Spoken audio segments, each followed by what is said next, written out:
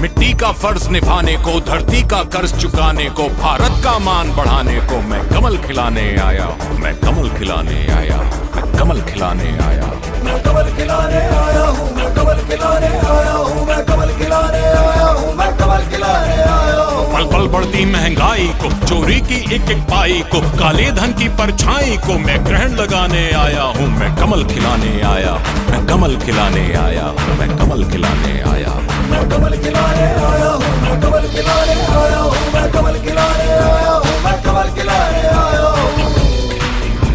हर त्राहि त्राहि कर दे जन को, हर थकित दुखित व्याकुल मन को, हर शोषित को, हर निर्धन को अधिकार दिलाने आया हूँ, मैं कमल खिलाने आया हूँ, मैं कमल खिलाने आया हूँ।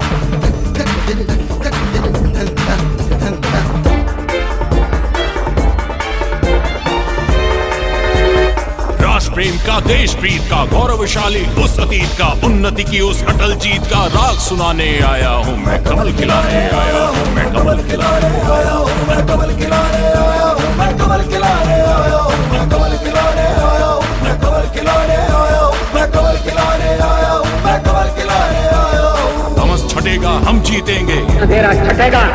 सूर्य उगेगा हम जीतेंगे, सूरज निकलेगा, कमल खिलेगा हम जीतेंगे, कमल खिलेगा।